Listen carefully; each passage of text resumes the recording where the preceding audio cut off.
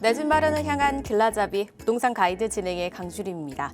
집 한 채에 마음을 묶어두고 싶어 하시는 분들의 마음이 좀 커져가고 있습니다. 서울과 지방 사이 집값의 간극이 좀 눈에 띄게 크게 벌어지면서 어디에 내 집을 좀 마련을 해야 될지 그 고민 굉장히 커지고 있는 그런 시점이잖아요. 이런 고민들 저희가 해결해 드릴 수 있도록 최대한 노력할 테니까요. 방송 보시다가 궁금하신 점 있으시다면 또는 나에게 맞는 전략 필요하시다면 저에게 전화 또는 문자 바로 주시기 바라겠습니다. 02-2638-3964번, 서울 전화 02-2638-3964번과 또는 샵 3989번으로 궁금하신 내용 있으시다면 지금 바로 보내주시기 바랄게요. 자, 그럼 부동산 가이드 오늘도 힘차게 출발하시죠.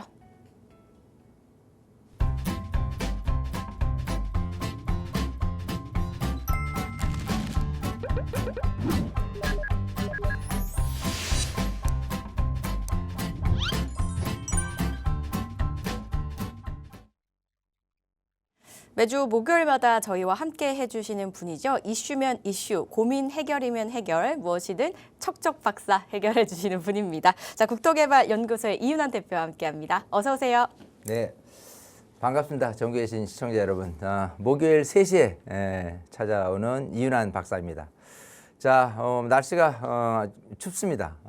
그런 만큼 뭐 움츠러져 있는 거는 맞는데요. 이 방송을 통해서 좀 몸과 또 마음 그리고 머리가 좀 개운해졌으면 좋겠고요. 여러분 갖고 있는 고민 이 시간을 통해서 시원스럽게 해결짓는 그런 시간 가지셨으면 좋겠습니다.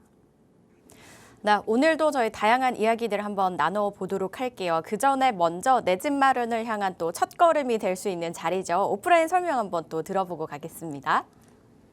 자, 뭐 세미나 이렇게 하게 되면은 다 이제 처음 오신 분들이 굉장히 상당히 많아요. 처음 이제 실물을 처음 보고 하시는데 그분들이 이제 방송을 보시다가 잠깐 보신 게 아니라 막 꾸준히 보셨던 것 같고, 그래서 질문 보따리를 굉장히 각각 많이들 싸가지고 오시는 걸 제가 보면서 좀 많이 공부도 되게 계시고 또 공부를 하려는 그 노력에 제가 박수를 보내드리고 싶은 마음입니다. 자, 어쨌든 제가 이제 방송을 한 18년 정도를 한 만큼 많은 분들하고 상담도 해왔고 또 여러분들이 쉽게 알 수 있도록 좀 강의를 좀 재밌게 꾸려가고 있습니다. 그런 뜻이 여러분들이 세미나를 통해서 얻어가는 효과는 굉장히 좀 크다라고 자부를 하고 있으니까요. 많은 분들 어쨌든 이 시간을 통해서 방송을 통해서 고민 해결을 짓는 것도 중요하지만 세미나를 통해서 여러분들이 얻어가실 거는 굉장히 좀 많으니까 세미나 직접 오셔서 좀 공부도 하고 여러분들 가지고 있는 고민 해결을 해보시기를 바라겠습니다. 네, 문의사항 있으시다면 02-2638-3964번과 샵 3989번으로 문의 후에 참석하셔서 다양한 이야기들 나눠보시기 바라겠습니다. 저희는 이슈 체크부터 하고 갈게요. 지난해 이제 서울에서 연립과 다세대 주택 거래량이 27,000건을 넘어서면서 전년 대비 34%나 증가를 했다고 하거든요. 특히 그 안에서도 강남과 송파 지역의 빌라는 80%가 급증을 했다고 합니다. 이렇게 빌라 거래량이 굉장히 폭발적으로 증가하고 계속해서 증가하는 이유는 무엇인지 저희가 이윤환 박사와 함께 이야기 나눠보도록 할게요. 자, 뭐 아무래도 뭐 대표적으로 이제 풍선 효과가 가장 큰 효과가 아닌가 생각이 돼요. 왜냐하면 기본적으로 이제 지난 작년 10월 15일 부동산 대책에서의 토지거래 허가라는 부분은 일단 아파트에 준해서 실거주를 목적으로 매수해야지만 되는 부분에 반사 이익적인 부분, 풍선을 누르면 어딘가에 공기가 차오르는 것처럼 빌라에 대한 연립 빌라에 대한 부분으로 많이 돌아섰다. 자, 근데 이제 일반적으로 우리가 생각하는 빌라에 대한 인식 자체가 좋지만은 않아요. 왜냐하면 우리가 좀 아파트에 살고 싶지 빌라에 살고 싶은 분은 없습니다. 물론 이제 뭐 강남이라든지 좋은 지역의 고급 빌라라고 생각한다면 색깔은 전혀 틀리지만 우리가 생각하는 일반 다세대 연립 빌라 이런 거에 대한 부분에 대한 인식이 좋지는 않습니다. 하지만 그 인식이 결국은 나중에 이제 아파트가 되어질 거라고 한다면, 즉 재개발이 되어질 거라고 한다면 인식은 확실하게 변화가 생길 거예요. 자, 그런 측면에서 서울시는 꾸준히 신속통합기획 그리고 모아타운 등으로 이제 사업을 진행을 하는데 서울 전역이 다 신속통합기획과 모아타운이 진행되고 있다라고 해도 과언이 아닐 만큼 곳곳에 사업이 진행되고 있어요. 그중에 아까 뭐 강남이라든지 뭐 송파라든지 이런 쪽도 많이 거래가 된다고 하는데 그 안에서도 강남이나 송파 안에서도 이런 식으로 모아타운 사업지들이 꾸준히 늘어가고 있고 모든 아마 주민들 특히 이제 다세대 빌라에 거주하는 분들은 아파트를 살고자 하는 열망이 강하기 때문에 대부분 찬성 입장에 가까운 부분이에요. 그렇기 때문에 이런 상황이 잠시 잠깐이 아니라 앞으로 꾸준히 늘어날 가능성이 높겠다 생각을 해요. 왜냐하면 빌라 가격과 아파트 가격을 대비한다는 건 상당히 어느 그 분포를 통해서 아파트는 얼마고 빌라는 얼마야라는 상대적인 부분으로 가는 모습이 아닙니다. 그 패러다임이 아니라 빌라를 통해서 아파트가 되어질 부분에 대해서 조합원 입주권이 될 수 있는 부분으로 전환되는 그 인식 변화 자체가 있기 때문에 우리가 예전부터 생각하는 아파트는 얼마 정도고 빌라는 거기에 비해서는 뭐 전세 시세는 얼마 정도, 아파트 시세, 빌라 시세는 얼마 정도라는 인식을 뛰어넘어서 단순 빌라가 아니다. 이렇게 생각이 들 겁니다. 그렇기 때문에 지금 거래량이 지금 정도 늘은 거 또 이제 강남이라든지 이 송파라든지 여기에 80% 이상이 거래량이 늘었다는 거는 결국은 가격도 거래량 늘은 만큼 오른 거를 얘기할 거고요. 그게 강남에 국한되지 않고 서울 전역으로 번질 것이다. 하지만 서울 전역도 재개발 위주의 재개발 가능성이 있는 쪽으로 할 것이고 그 재개발 위주가 안에서도 과연 좀 어디가 아파트 시세가 높게 나올 거냐를 놓고 또 이제 호불호가 틀리게 나타날 가능성이 높을 겁니다. 그래서 이 기사는 단순히 어떤 그 지금 잠깐 일시적으로 나타난 현상이 아니라 지금 정부에서 얘기한 그 대책을 발표한 내용에 힘입어서 2026년은 꾸준히 갈 수밖에 없는 상황이라고 보면 될 것 같기 때문에 누가 선점을 하느냐에 달려 있다. 저는 그렇게 생각하기 때문에요. 지금도 뭐 분위기가 너무 뜨거워서 빌라 가격도 많이 올라서 아이고 뜨거 뭐 할 정도로 뭐 손 댈 것 같다라고 생각하기에는 아직은 시기상조다. 이렇게 말씀을 드리고 싶습니다. 네, 이런 상황이 이제 일시적인 현상이 아니라 한동안은 좀 꾸준히 늘어나지 않을까라고 하시면서 아무래도 빌라에서 또 아파트로 변모할 여지가 좀 많이 있는 곳들이 있잖아요. 그래서 더 그렇게 보인다라고 말씀을 하시면서 오히려 또 선점을 잘 하신다면 좋은 기회가 되지 않을까라는 말씀까지 주셨습니다. 이 부분 한번 참고를 해보시고요. 이 부동산 시장의 흐름들 발빠르게 파악하셔서 전략 잘 세워보시기 바랄게요. 그 전략 세우시다가 궁금하신 점 생기신다면 오프라인 자리, 세미나 자리 꼭 한번 또 활용을 해보시기 바라겠습니다. 성수동 인근에서 진행이 되고 있고요. 저희가 화면을 통해서 주제와 날짜, 시간 그리고 또 장소까지 지금 내보내드리고 있으니까요. 장소와 날짜, 시간을 메모해 두시면 좋겠습니다. 부동산 관련해서 전략 세우기 필요하시거나 또는 궁금하신 부분 있으시다면 참석하셔서 이야기 나눠보시고요. 참석하시기 전에 문의사항은요. 02-2638-3964 4번과 샵 3989번 연락 주신 후에 또 참석해 보시기 바라겠습니다. 자, 이렇게 이슈 저희 간단하게 체크해봤고요. 이번에는 여러분들의 궁금증 하나씩 해결을 해보도록 할게요. 이슈 체크하는 동안 또 많은 분들께서 전화, 문자 보내주셨는데 저희 전화 연결부터 한번 해볼게요. 여보세요? 네, 여보세요? 네, 반갑습니다. 시청자님. 네, 안녕하세요. 네, 어떤 점이 좀 궁금하실까요? 네. 저는 신혼부부인데 강남에 근무하고 있어요. 네.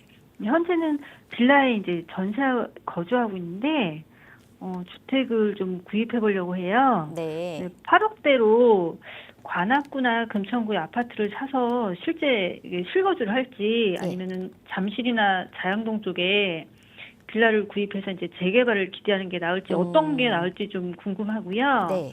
그거 아니면은 이제 8억대로 아파트를 매입하면 좋은 지역이 혹시 있으면 좀 알려주십사 해서 연락드렸어요. 네, 일단 지금 예산 현재 8억대 생각하고 계신데 관악구와 금천구 일대 아파트나 또 다른 지역이 있다면 어디가 좋을지, 그리고 마지막으로 잠실과 자양동 이제 재개발지 빌라가 괜찮을까요? 궁금하신 거죠? 네네. 네, 알겠습니다. 어디가 좋을지 저희 또 상담 나눠보도록 할게요. 대표님 도와주시죠. 네, 반갑습니다. 예, 안녕하세요. 안녕하세요. 네. 자, 지금 이제 신혼부부시라고 했고 강남이 직장이라고 했어, 두 분 다. 네. 네, 그런 상태에서 지금 전세 살고 있는데 네. 자, 뭐 이제 계속 전세살이 하기는 어렵고는 뭐 이제 신혼부부시니까 이제 자녀도 낳아야 되고 뭐 이렇게 하려면은 이제 내 집 마련이 필요하다 생각을 해서 이제 8억 정도로 사시려는 게 이제 관악구. 이제 아무래도 돈 때문에 그런 거잖아요. 네. 예, 돈 때문에 아파트를 찾고 찾다 보니까 강남구는 안 되겠어. 서초구도 당연히 안 될 거고 동작구도 안 됐고 뭐 여러 가지 측면에서 보니까 관악구나 금천구를 지금 들여다보시고 계신 거거든요. 맞아요. 네, 많은 분들이 그래요. 대부분 보면은 이제 사실 돈만 많으면은 좋은 지역으로 하고 싶죠. 근데 돈 때문에 그렇게 하는데 아니면 차라리 좋은 지역에 뭐 아까 잠실이라든지 뭐 자양동이라든지 이쪽에 빌라를 거주할 거냐도 생각을 하는데 우선은 요거부터 체크를 하죠. 우선 지금 말씀하신 지역이 이제 관악구하고 금천구잖아요. 네. 이 서울시에서 봤을 때 이제 25개 구가 있어요. 예. 25개 구 중에서 그래도 꾸준히 가격이 오르는 것으로 따진다면은 많이 주거 선호도가 높은 곳, 그죠? 특히 이제 네. 강남하고 강북으로 대비가 되잖아요. 이렇게 네. 한강을 필두로 해서 강북 그리고 강남 이렇게 돼야 돼요. 근데 이렇게 나뉘어져 있어요. 크게는. 네. 자, 그러면 전 이리 생각해요. 강남, 강북으로 25개 구를 이렇게 나누는 거는 사실은 트렌드가 아니에요. 트렌드는 어떻게 지금 변화하고 있냐면 한강하고 가까우냐, 한강하고 머느냐로 트렌드를 잡아가야 될 거예요. 무슨 소리냐면 우리가 생각하면 강남 너무 좋죠.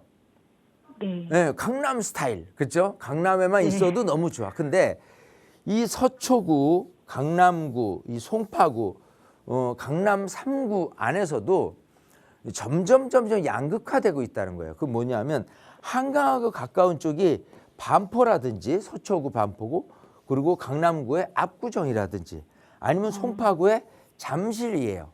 그죠? 네. 근데 상대적으로 한강하고 먼 지역이라고 한다면은 서초구에서 양재를 들 수가 있고요. 강남에서도 저쪽 개포를 들 수가 있어요. 그리고 송파에서도 뭐 마천동이라든지 오금동이라든지 이쪽을 들 수가 있는데 여기 있는 가격이 오르는 추이하고 한강변에 있는 아파트가 오르는 추이하고 봤을 때는 얘네들이 굉장히 발빠른 행보를 보이고 있어요. 꾸준히 가격이 올라가요. 얘 같은 경우는. 그래서 지금도 보면은 특히 강남 한강변에 있는 재건축 예정 아파트는요. 지금도 가격이 계속 올라가고 있습니다. 현재 모습도. 그런 걸 본다면 점점 트렌드는 한강하고 가깝냐 한강하고 가깝지 않느냐를 판단하는 게 좋아요. 그래서 제가 25개 구라고 했을 때 판단을 해본다면 아까 좀 들여다보신 게 관악구하고 금천구라고 했잖아요. 예. 근데 한강하고 접해 있는 구는 11개 구예요. 자, 볼까요? 서울 한강 북쪽에 있는 거는 마포구, 그리고 용산구, 그리고 성동구, 그리고 광진구 4개 구가 있어요. 한강에 접해 있는 구가. 그리고 네. 한강 아래쪽으로는 강서구, 그리고 영등포구, 동작구, 서초구, 강남구, 송파구, 강동구 이렇게 있어요. 아래쪽에 7개, 위쪽에 한강 위쪽에 4개. 이렇게 해서 11개 구가 전체 25개 구 중에 나머지 14개 구보다는 더 한강에 가깝고 아파트 시세가 더 높게 평가되고 많은 분들이 더 선호해요. 네. 그렇잖아요. 한강 조망이라는 부분도 있고 여러 가지 측면에서. 그리고 한강변이라는 건 교통을 생각한다 그러면은 굉장히 뭐 강변도로라든지 아니면 올림픽대로라든지 이걸 이용해서 좀 이렇게 교통적인 측면도 굉장히 좀 잘 돼 있다라는 거예요. 그래서 어딜 가든 시내 들어가서 쭉 가면 강북도 더 한강하고 멀어지면 멀어질수록 교통 체증 때문에 좀 힘들어하고 운전하고 다니신 분들은 또 강남도 마찬가지예요. 이쪽으로 들어가다 보면은 정말 그 같은 강남이라도요. 뭐 30분에서 1시간 정도까지 걸려요. 압구정에서 개포동까지 가려면. 자, 이런 걸 감안을 한다면은 여러 가지 측면에서 우위에 점하고 있는 분은 한강변이다라는 부분이에요. 그래서 다시 한번 지도를 놓고 봤을 때 지금 생각하는 관악구라든지 금천구는 결국은 한강변에 동작구와 영등포구 한테 밀려 있다는 소리예요. 네. 그러니까 만약에 집을 살펴본다면 동작구와 영등포구를 들여다보는 게 관악구나 금천구를 들여다보는 것보다는 낫다예요. 하지만 네. 우리 시청자님은 너무 잘 알죠. 그거는. 네. 돈 때문에 그래요. 이런 거잖아요. 자금 때문에 여기까지 흘러갔어요. 라고 하는데 우선 저는 그래요. 구부터 살펴봐요. 만약에 동작구라든지 영등포구 쪽에 단지가 크지 않다고 손 치더라도 그런 적절한 뭐 8억 정도 선에서 아파트가 있다면 그마저도 저는 그게 더 유리한 고지가 갈 수 있다. 즉 대단지고 뭐 여러 가지 측면 새 거고 뭐 하는 측면에서의 관악구나 금천구보다는 오히려 이런 쪽이 더 유리한 고지에 서 있다라는 거예요. 자, 여기서 다시금 원점으로 돌아가서 제가 관악구나 금천구보다는 동작구나 영등포구 쪽 한강에 접해 있는 구가 있다면 아까 지금 강남 쪽에서 이렇게 두 분 다 신혼부부가 출퇴근 하신다라고 한다면 영등포구는 좀 멀 수 있어요. 강남하고는. 근데 네. 강남하고 가까운 쪽은 오히려 이 광진구라든지 성동구를 들 수가 있어요. 그죠? 그리고 네. 이쪽으로 넘어가면 중랑구라든지 노원구라든지 이런 쪽으로 있을 수 있어요. 예를 들어서 지금 8억짜리로 아파트를 들여다보는데 광진구에 8억짜리 아파트는 못 보았죠. 네. 못 봤어요. 그런 게 없는 것 같아. 네. 하지만 찾아보면 있어요. 뭐냐면 광진구인데 그런 8억 정도 아파트가 있어라고 한다면 어린이 대공원역이라든지 군자역이라든지 이런 지하철역 에서 그렇게 가깝지는 않지만 그래도 어느 정도 도보 10분 안에 들어갈 수 있는 지역 위치의 아파트인데 단지 크기가 크지 않은 정도의 아파트를 찾아보면 아까 얘기대로 8억 선의 아파트를 구할 수는 있어요. 그러면 아까 얘기한 대로 야, 내가 관악구하고 금천구로 간 이유가 뭐 2호선 지하철역이라든지 이쪽으로 해서 하려고 했는데 여기가 아니라고 하고 동작구로 영등포구는 아닌데 동작구를 하니까 동작구 쪽은 일단 없어. 근데 광진구 쪽으로 하니까 있네 라는 부분도 있고 광진구 쪽에 올라가서 7호선 라인으로 보면은 이쪽 이제 중랑구인데요. 이쪽 뭐 군자역 지나서 중곡동까지는 광진구예요. 용마산역, 사가정역, 면목적 요 정도 라인 안에서만 7호선 라인에서 이렇게 중랑구 아래쪽하고 광진구 군자역하고 이쪽 부근에 있는 쪽만 찾아보면 8억선의 아파트는 분명히 있어요. 네. 있는데 그거를 하셔라가 아니라 아까 처음부터 얘기한 것처럼 우리 시청자님도 그런 생각이에요. 그냥 아파트 꼭 그 집 안 하고 내가 빌라 살아도 8억 정도면은 괜찮아요 라고 한다면 사실 아까 뭐 잠실 일대라든지 뭐 자양동 일대라든지 워낙 이쪽 강남하고의 접근성이 좋고 하니까 이쪽에 있는 빌라를 매입하는 것도 저는 더 좋겠다 생각을 해요. 예. 왜냐하면 많은 분들이 이 아파트에 대한 부분에 너무 이렇게 혈안이 되다 보니까 아파트라는 부분이지만 제가 강의할 때 늘 얘기를 해요. 아파트 사냐 빌라 사냐고 물어보는 사람은 아무도 없습니다. 어디 사냐고 물어봐요. 그럼 어디 사냐고 물어보는 다음에 질문이 그럼 아파트 사는 거야 빌라 이거는 물어보지는 않아요. 지금 무슨 소리냐면 첫 번째도 그 사람이 어느 지역에 사는 거에 대한 부분을 거주지로서 이렇게 그 사람을 평가하는 잣대로 이렇게 삼지 뭐 아파트냐 빌라에 대한 부분은 정말 친했을 때나 물어볼까 말까 할 정도예요. 제가 하는 얘기는 가장 우선하는 것이 지역이지 아파트하고 빌라는 후순위라는 소리예요. 즉 빌라를 거주하는 것 자체에 생각을 하지 말고 좋은 지역에 거주한다라고 생각하면은 그게 조금 좋지 않은 지역의 아파트보다 더 우선한다. 예를 들어서 방배동에 산다고 해요. 그러면 네. 방배동 좋죠? 근데 방배동 사는데 방배동에 있는 빌라에 살아요. 그런다고 빌라에 산다고 누가 깜보거나 뭐라고 얘기할 사람은 없어요.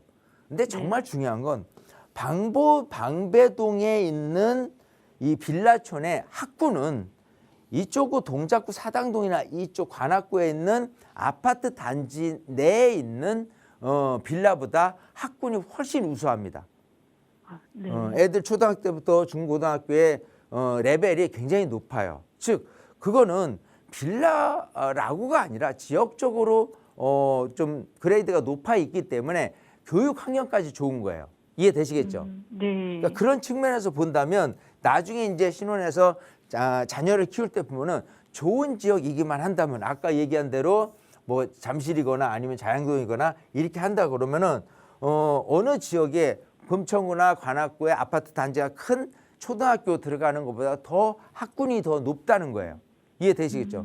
그러면 통상적으로 이제 결혼해서 이제 자녀를 낳는 데 있어서 학군적인 부분에 대해서 좀 이렇게 걱정이 좀 덜해졌어요. 그죠?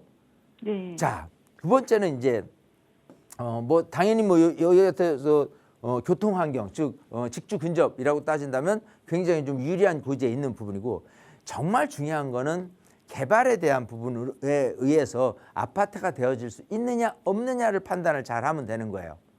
즉 만약에 지금 만약 8억을 갖고 매입을 하는 데 있어서 뭐 자양동도 곳곳에 지금 모아타운이라는 신통기획 사업이 진행되고 있는데 그 사업지로 간다면 그러면 이제 완전히 이제 뭐 시간만 지나면 아파트가 될 거니까 얼마나 좋은 일이에요. 네. 근데 그런 그 빌라가 있다 그러면은 좋기는 한데 시세도 많이 올랐어요. 실제로 거주하기에는 그래도 아파트에는 안 살지만 빌라에 사는 데서 방 3개, 뭐 화장실 2개면 너무 좋고 화장실 하나라도 방 3개 정도 구조는 돼야 된다 하는데 그 안에 이제 사업을 진행하려는 곳 가보는 8억 갖고도 어려울 거예요. 매입하기가. 자, 그러면 자연스럽게 그거는 안 되지만은 결국은 사업이 될 가능성을 놓고 갔을 때 여기가 사업은 되는데 충분히 내가 거주하기에는 방 3개, 화장실 2개, 신축에 가까운 물건이 있겠다 생각한다면 그마저도 투자 겸 거주 쪽인 거예요. 그래서 제가 항상 하는 얘기가 뭐냐면 많은 분들이 제가 이런 집 사주세요. 거주 겸 투자라는 거를 많이 물어봐요. 그죠? 네. 우리 시청자님도 똑같을 거예요. 네. 제가 이왕이면은 거주도 거주하면. 그렇지만 투자성도 있는 집에서 살고 싶어요라고 하잖아요. 네. 근데 저는 젊을수록 이걸 바꿔야 된다고 생각해요.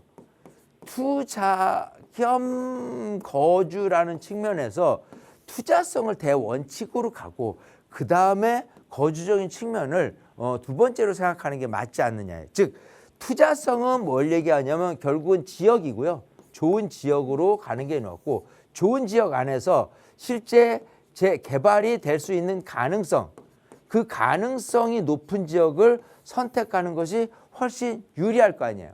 이해되시겠죠? 네. 네. 그러니까 만약에 지금 당장 뭐 투룸 쪽으로 이렇게 가닥을 잡는다라고 한다면 충분히 투자 겸 거주로 해서는 거주할 만한 그 어떤 빌라 같은 경우는 있을 것이고 정말 나중을 생각해서 좀 이왕이면 방 3개짜리를 한다라고 한다면 굳이 지금 막 재개발되고 있는 게 아니라 그냥 재개발 가능성 있는 곳으로 이렇게 선택을 해도 괜찮다는 거예요. 이해되시겠어요? 네. 왜냐하면 시간이 지나면 자연스럽게 전체적으로 자양동 구역은 전부 다 재개발될 가능성이 있습니다. 네. 왜냐하면 이게 그래요. 이제 박원순 서울시장 때 곳곳에 뉴타운 사업지들을 전부 다 직권 해제를 시켰어요. 그러다 보니까 어디 지역은 해제가 됐고 어디 지역은 재개발이 돼가지고 새로운 아파트가 됐어요. 근데 새로운 그 같은 예를 들어 뭐 장인뉴타운이라고 가정을 해보죠. 장인뉴타운에 그 많은 구역이 10몇 개 구역이 있는데 장인뉴타운 안에서 보면은 곳곳에 이렇게 새 아파트들이 있어요. 그렇지 않은 그 빌라촌이 있고. 그럼 여기 사시는 분들 입장에서 여기 너무 부러워. 엊그저께 여기 같이 길 하나 차이로 너도 빌라 살고 나도 빌라 살았는데 쟤는 아파트 새 아파트 살고 있고 나는 여전히 빌라 살고 있어. 그죠? 그러면 여기 있는 주민들 입장에서는 부럽기도 하고 박탈감도 느끼고 야 빨리 우리도 사업을 하자라는 분위기로 다 나섭니다. 그래서 지금 전체적인 장이동 환경은 원래 장이동 뉴타운이었기 때문에 그야말로 여기는 다 아파트촌으로 뒤바뀔 것이다. 이거예요. 심리적으로 계속해서. 마찬가지예요. 지금 분위기가 지역적으로 봤을 때 특히 이제 많이 모아타운이 선정되고 사업이 막 진행되고 있는 곳이 면목동입니다. 면목동 같은 경우도 지금 모아타운으로 계속해서 선정되고 있고 사업을 진행을 하고 있어. 그러다 보니까 그렇지 않은 지역마저도 전부 다 우리도 모아타운 하고 싶다. 모아타운 하고 싶다. 이 분위기로 가는 거예요. 자, 근데 이제 아까 말씀드린 우선은 지역이 중요하니까 중랑구 면목동에 있는 빌라를 선택을 한다면 차라리 광진구 자양동 쪽으로 이렇게 하는 게 나중에 아파트 시세 측면에선 더 우위에 있으니 이쪽을 방향성 있게 보는 게 더 낫지 않겠느냐는 거예요. 이해되시겠어요? 네. 예, 이제 그런 측면에서 이제 패러다임만 바뀌면 좀 이렇게 충분히 좋은 지역을 선점할 수 있는 좋은 지금 시기니까 우리 남편분하고 잘 상의하셔서 남편분하고 같이 월찬에서 그 격주로 제가 세미나를 수요일 날 하니까 꼭 한번 오세요.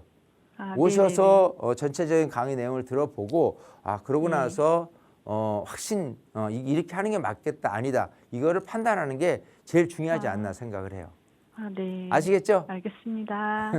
네, 이렇게 정리해드리겠습니다. 감사합니다.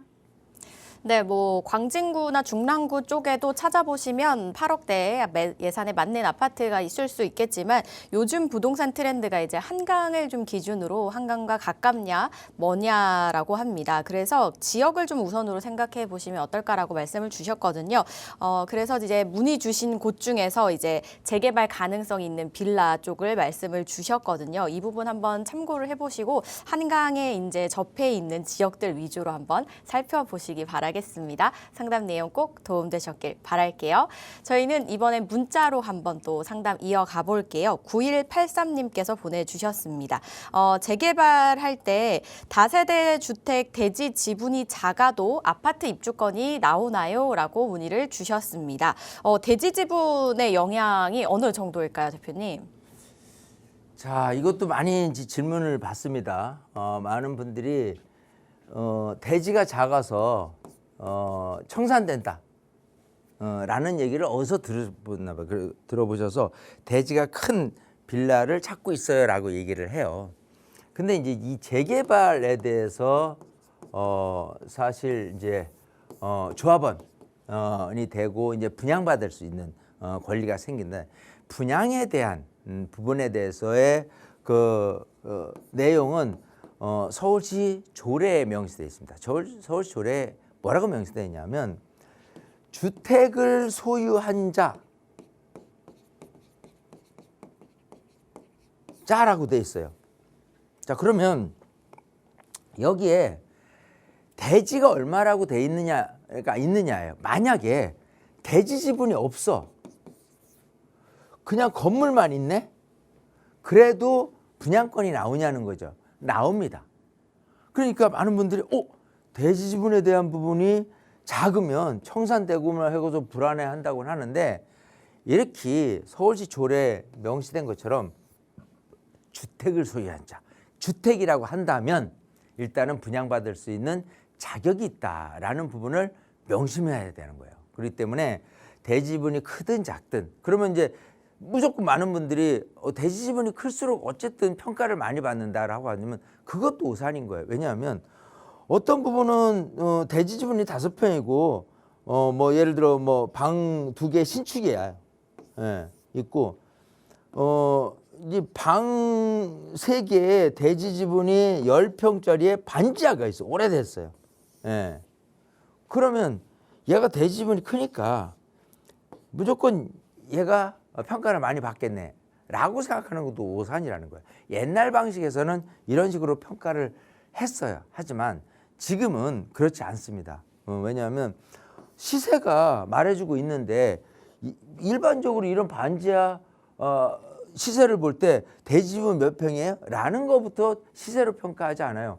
거기 집이 얼마나 오래됐고 방은 몇 개고 또 반지하야? 이런 부분을 하면 평가가 굉장히 낮게 나올 수밖에 없는 부분인데 반해서 대지 지분이 좀 크다라고 하면 보정력으로 조금 올려주는 부분에 효과는 있으되 기본적으로 시세 준해서 평가를 한다라는 부분이 굉장히 중요한 가치가 있다라는 부분이에요. 그래서 많은 분들이 이제 대지지분 자꾸 대지지분 하는데 대지지분에 대한 평가보다는 구축보다는 신축이 또 신축에서도 또 이제 방이 2개보다는 방이 3개가 평가를 당연히 높게 받을 수밖에 없으니까 그런 쪽으로 방향을 잡는 게 좋을 것이다 생각을 해요. 그래서 일단은 주택을 소유한 자가 분양 자격이 서울시 조례에 명시되어 있는 부분이 있으니까요.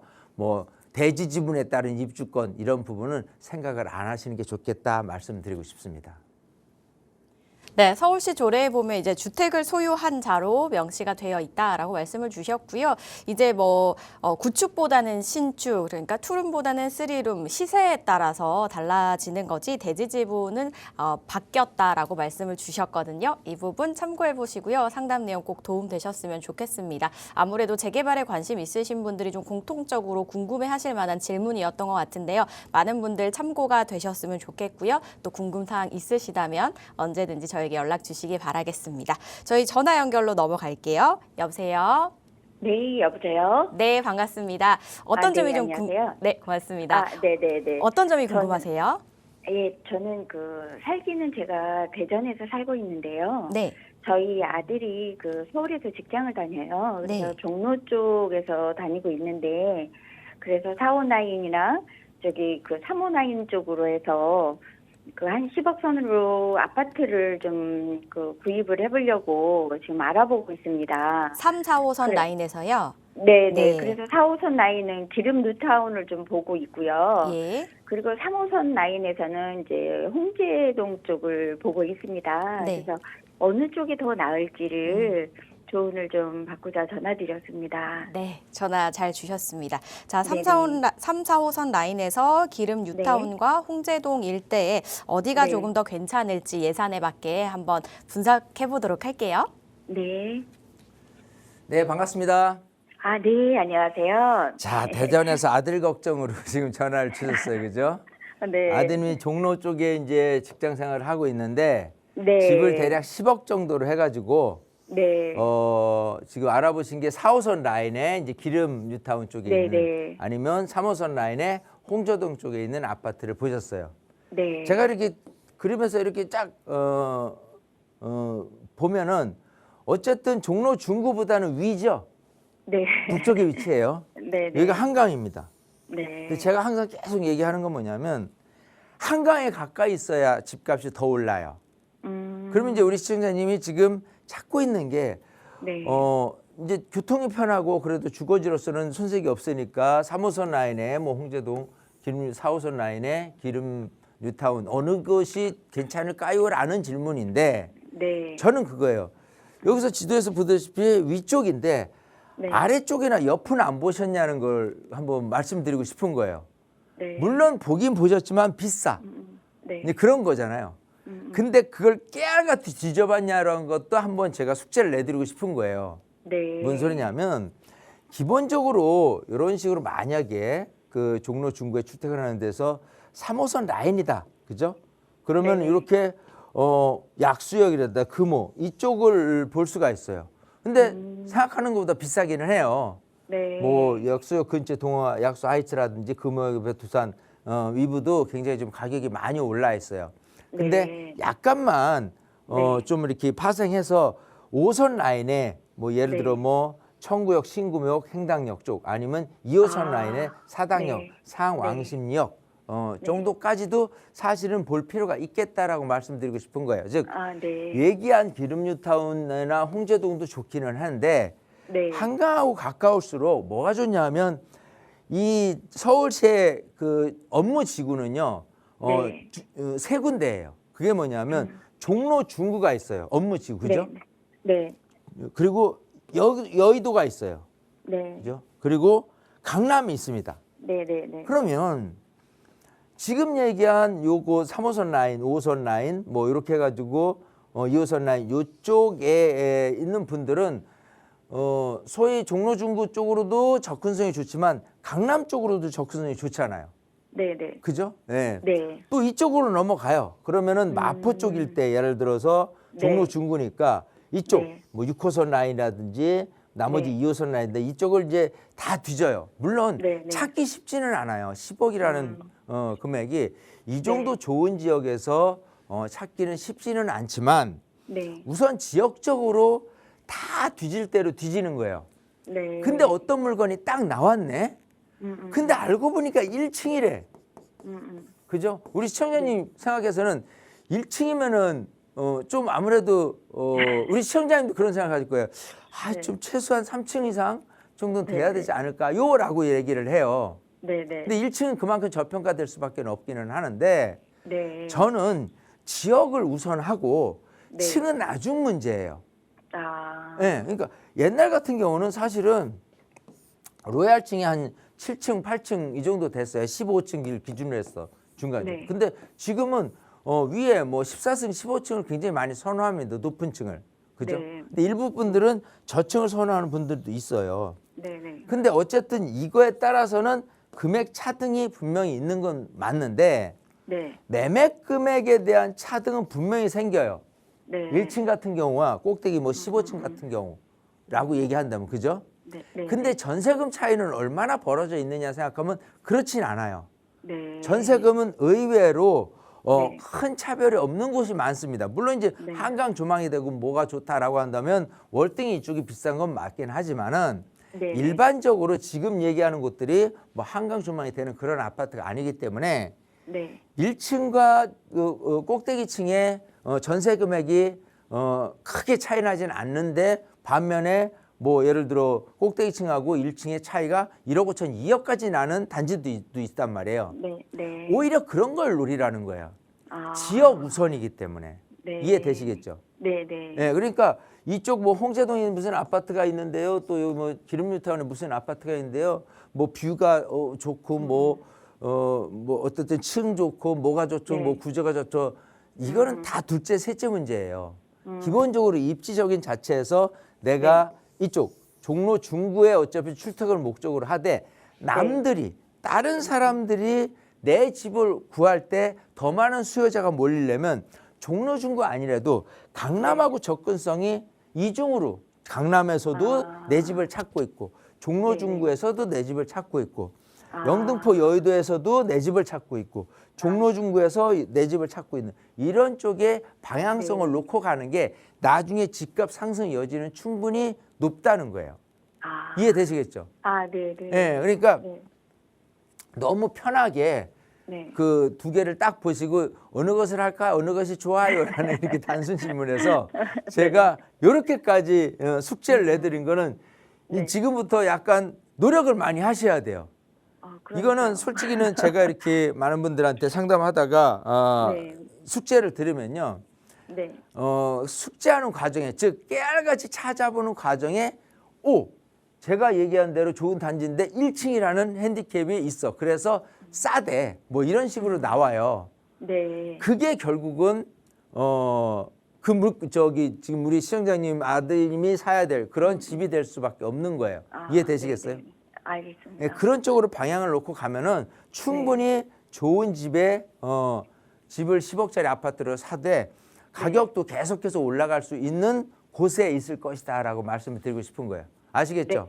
알겠습니다. 네, 물론 머리가 아프네요. 네, 머리가 아프죠. 근데 물론 아까 말씀하신 대로 홍제역이나 기름뉴타운을 아예 무시한 채 가라는 거는 아니에요. 네, 애들도 네. 좋아요. 살기 굉장히 좋고 네, 학군도 네. 좋습니다. 전체적으로. 근데 여기를 다 들여다보고 삼박자 즉 어느 것을 선택할지 홍제동하고 기름동을 얘기할 때 어느 것이 좋다라고는 절대 얘기 못해요. 네, 네. 둘 네. 다 장단점이 있습니다. 네. 오히려 장점이 많은 곳이기는 해요.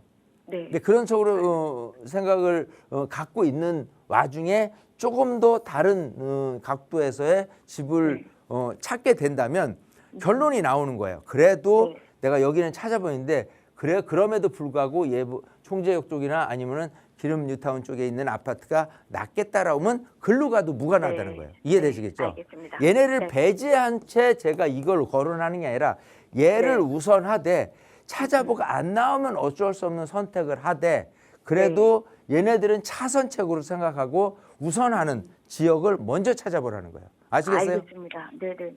무슨 얘기인지 알 것 같아요. 네, 이렇게 정리해드리겠습니다. 네, 감사합니다. 네, 시각을 조금 돌리셔서 일단 우선적인 지역을 선정을 해보시고 지금 보고 계시는 곳은 차선으로 생각해 보시면 어떨까라고 말씀을 주셨으니까요. 다시 한번 고민해 보시고요. 현명한 선택 꼭 내려보시기 바라겠습니다. 전화 주셔서 고맙습니다. 저 이번엔 문자 만나보도록 하겠습니다. 2284님께서 보내주셨는데요.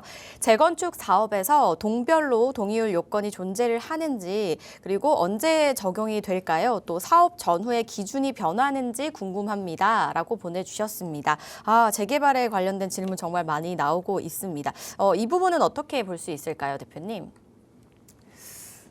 지금 저 질문 내용이요. 이런 것 같아요. 지금 동의율 요건을 말씀하시는 거는 뭐 기본적으로 동별, 동의율 뭐 이런 부분들이 있는데 아까 질문 주시는 내용이 이거 같아요. 동별 구분되는 부분에 이게 있거든요. 한강변에서 예를 들어 압구정 신현대 아파트 같은 경우, 구현대 아파트 같은 경우인데 여기 안에서 했을 때 각 동별 예를 들어 여기 동에 속하고 여기 동에 속하고 여기 동에 속하는데 이 동별 구분을 해서 이 동 안에서 재건축이 됐을 때 이 안에서 되냐 아니면 통합으로 가느냐 이거를 질문하시는 것 같아요. 뭐냐면 이거는 단지마다 틀려요. 기본적으로는 뭐냐면 기본적으로 옛날 방식 같은 경우는 그냥 통으로 재건축 단지다라고 하면 하나로 다 가요. 그래서 여기에 내가 살고 있었는데 이쪽으로 넘어가는 부분도 있을 수 있는 거예요. 하지만 지금 여기처럼 한강 조망을 위시로 한다 그러면 이쪽에 계신 분들은 장점은 뭐냐 하면은 지하철역에 가까워요. 나는 여기 계속 살고 싶은 분이 있고 나는 그렇지 않아 라고 할까요? 즉 단지 규모가 크면 클수록 이런 식으로 동강 구분을 하는 사례들이 늘어나고 있는 것이지 이거에 대한 확실한 구분 요건은 없습니다. 즉 조합 측에서 어떻게 사업을 진행하겠다는 요건으로 가는 것이 맞다라고 보이는 거예요. 자 그렇게 본다면 이 지금은 재개발에 대한 부분에 있어서 동별 부분은 이렇게 되는데 지금 이런 그 재건축 단지에서의 동별 구분이 결국은 내가 그 단지에 살고 있는데 그 단지 그대로 해서 그쪽에 이제 배치가 되느냐 이거를 이제 궁금해 한다면 이 재개발하고 신속통합기획 내용하고 모아타운은 또 틀립니다. 기본적으로 예를 든다면 자양사동의 신속통합기획에 대한 부분으로 이렇게 갔어. 이 안에서 내가 여기서 살고 있는데 여기 쪽에 아파트를 배정받을 거냐 아니면 전체 통합을 해서 여기 있는 내가 여기 빌라 살고 있었는데 이쪽으로 배정받을 것이라는 구분이 없습니다. 기본적으로는. 그렇기 때문에 통상적으로는 재개발에 대한 부분은 동별 구분 없이 진행을 한다더라라고 보시면 맞을 것 같고요.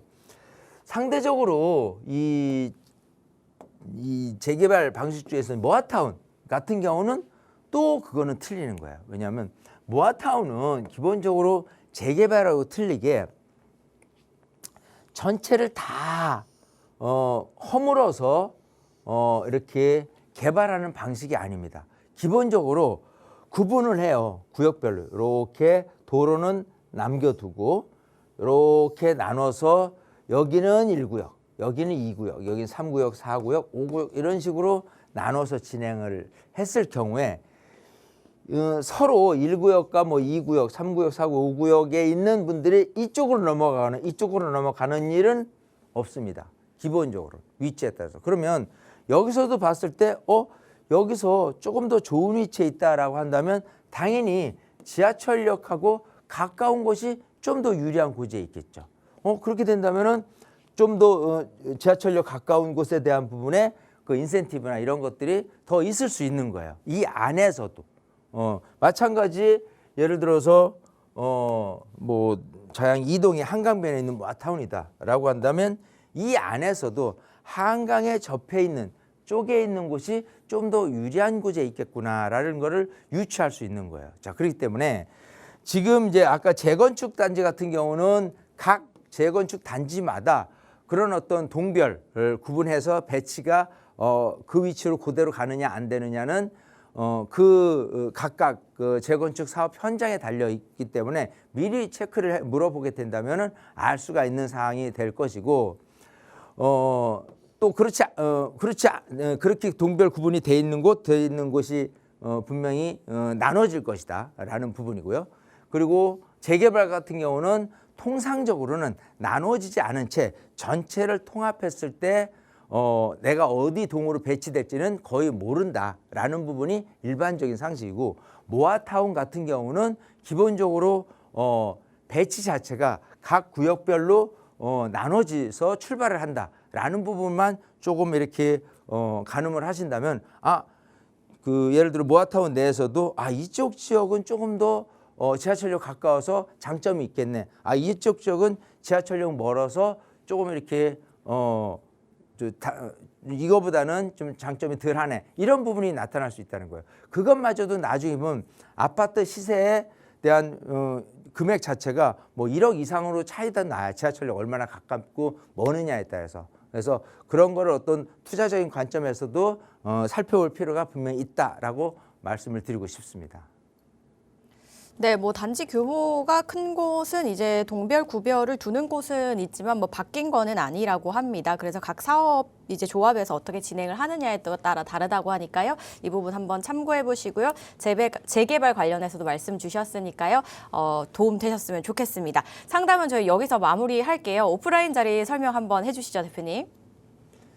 자, 이렇게 쉼없이 많은 질문, 문자 사연을 보면서 하면은 시간이 왜 이렇게 빨리 가는지 모르겠어요.